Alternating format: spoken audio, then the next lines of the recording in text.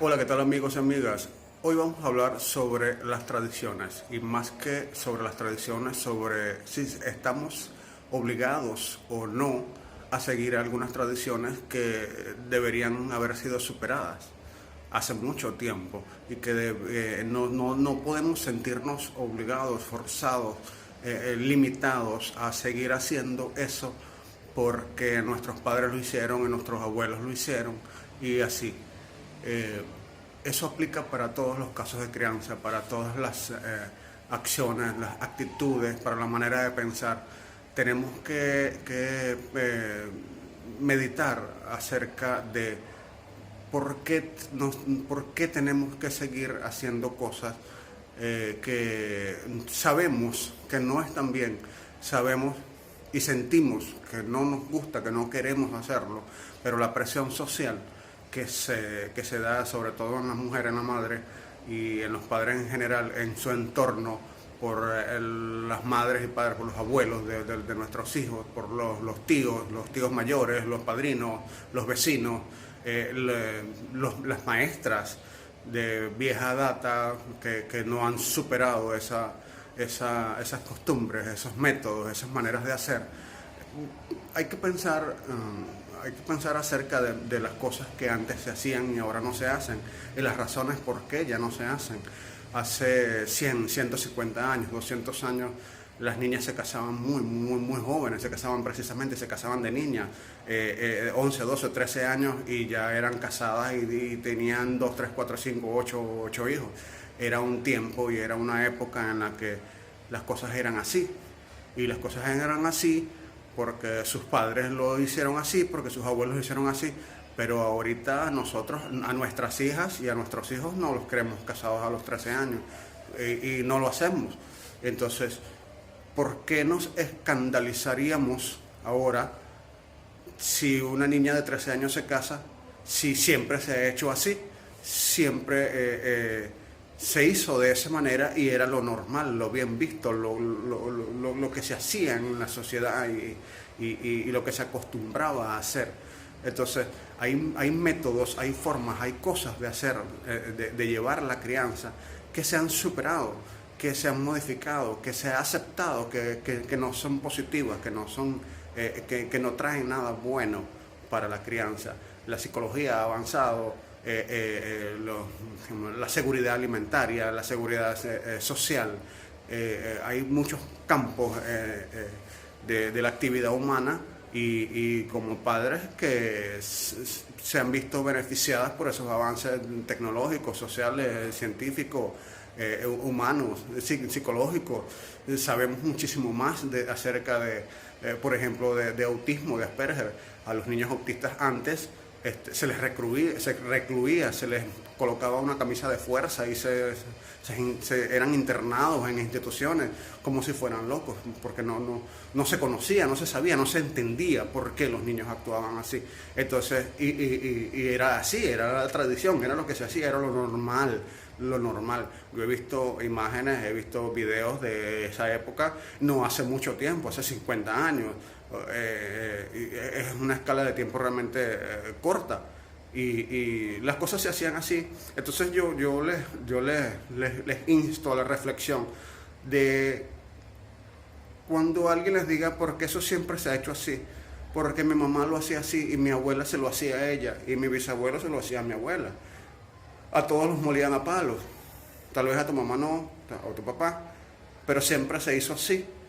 Y hay que seguir haciéndolo así, o se puede, basado en el acceso a la información que tenemos, basado en la sensatez que a la que nos lleva el tener acceso a ese conocimiento, a esa manera de entender y de ver la naturaleza infantil, la infancia, y que ya sabemos las consecuencias negativas que traen algunas de nuestras acciones.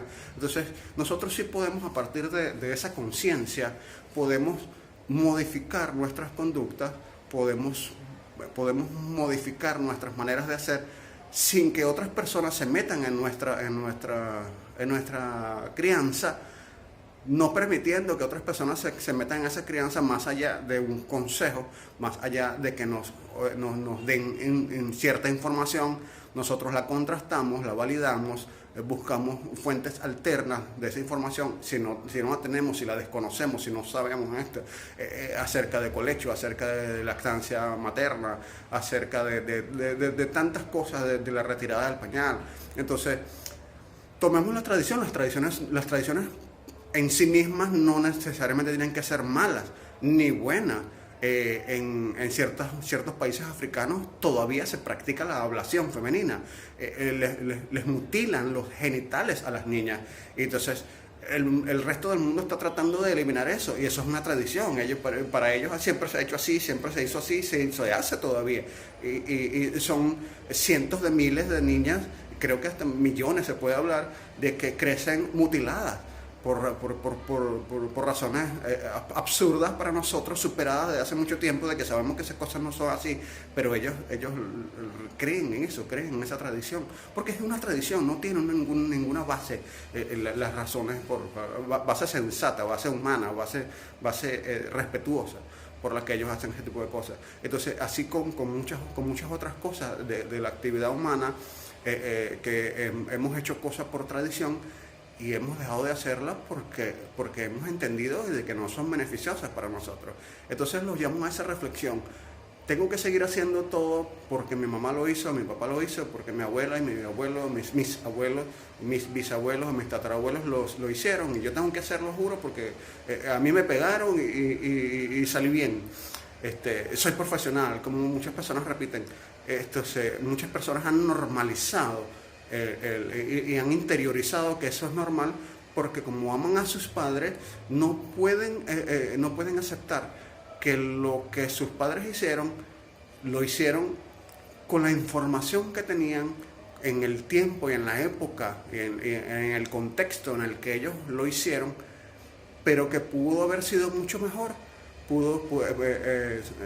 Cada uno de nosotros puede y debe pensar a diario que podemos mejorar, podemos ser mejores personas, mejores padres, mejores ciudadanos.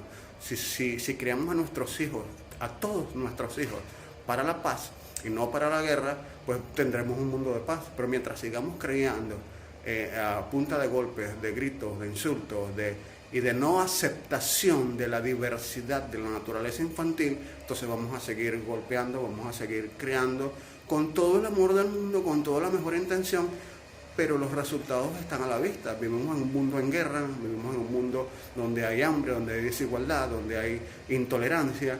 Entonces, pensemos eso, seguimos haciéndolo así y nos vamos todos, destruimos el planeta y destruimos a la humanidad, o seguimos, parece una cosa rimbombante, pero si cada uno de nosotros no pone su grano de arena, el mundo no va a cambiar. Los políticos no van a cambiar el mundo, los políticos a los políticos, si tú los dejas y no les reclamas nada, seguimos peores. Aquí cualquier día de estos se caen a bombas nucleares por cualquier tontería y nos matamos todos. Entonces tenemos que, a los políticos los creamos nosotros, nuestros hijos son los políticos de dentro de 20 años. Entonces ¿cómo los vamos a crear? Los vamos a crear pensando que las cosas se resuelven a golpes, se resuelven de mala manera, se resuelven imponiendo tu pensamiento.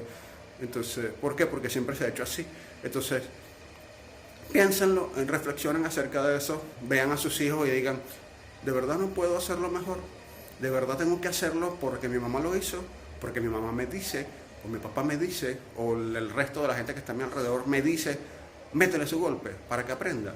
O de verdad podemos cambiar, podemos pensar que nosotros podemos hacer la realidad, el cambio que nosotros pedimos, pero tenemos que empezar nosotros a hacerlo. Les dejo esta reflexión hoy y bueno, piénsenlo y nos vemos en un próximo video. Chao.